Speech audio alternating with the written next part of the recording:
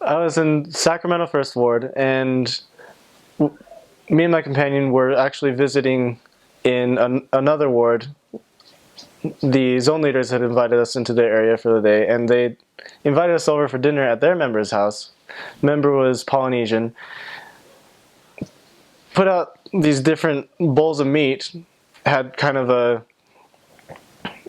taco bar type, well, rice, meat, Polynesian food. Afterwards, the member asked me, "Hey, Elder, did you like this?" I'm like, "Yeah, what is it?" "Horse meat." All right.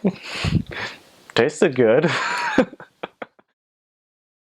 In Dorado County Rescue Ward, we called it deep, deep, deep rescue ward because once you got off the freeway, you take all these back winding roads. There's this mountain road that winds and winds and winds, and we never would have gone back there if there wasn't a less active member on a ward list who supposedly lived back there.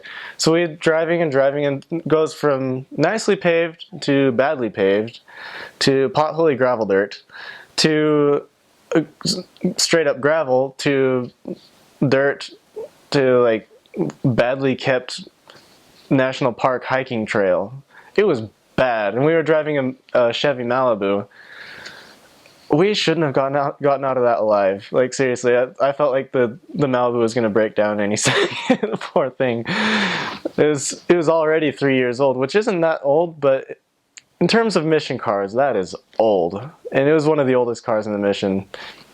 It survived to tell a tale. I was serving in Manteca, and I was on exchanges with Elder Shiotani, and we were riding bikes in an area of town that we hadn't been yet. Just passing through, a woman got on her bike and was riding across. It was a sort of T intersection. She was coming into the T, and stopped her, started talking to her. Turns out she had been having a really bad day. She has a heart condition, and she has to ride her bike every day to prepare for surgery. But it's really difficult to ride her bike because of the heart condition, so it's just having a really bad day.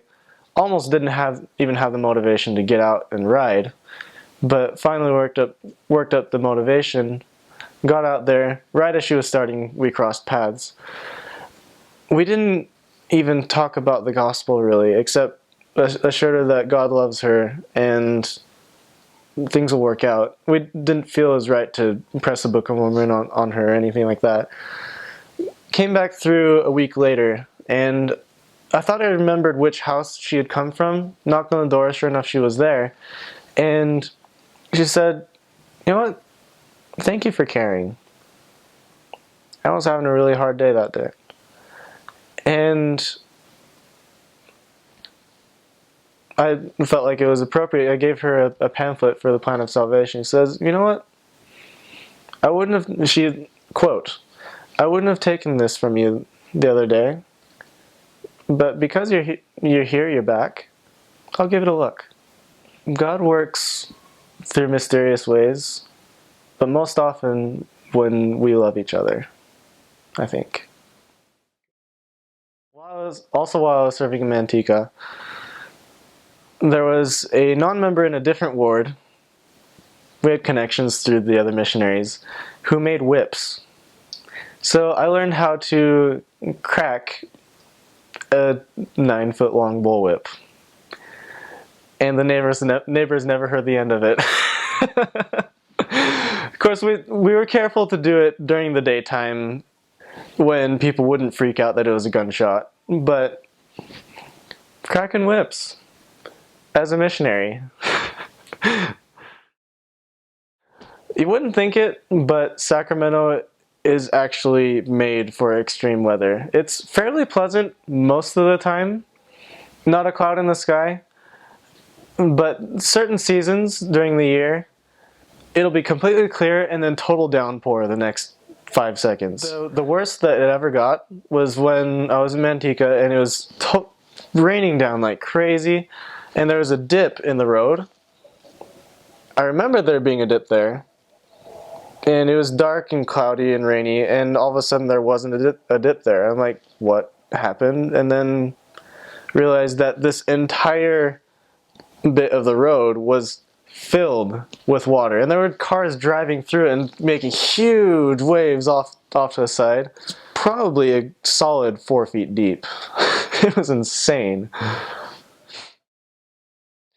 One of the hardest experiences for me as a missionary was taking charge. When I was a new missionary in North Sacramento, the first time that my trainer left the area and left me to take charge while another missionary came in to work with me, I broke down. I was like, yeah, I can do missionary work, but when you're here helping me and I can kind of work off of your cues, but like completely construct an entire day and be productive during that entire day, like, I'm new. That problem wasn't just that time either. That I felt insecure about leading and taking charge for an entire year, even beyond that. Like, I would always stress about every exchange, and there were a couple times when I broke down in tears.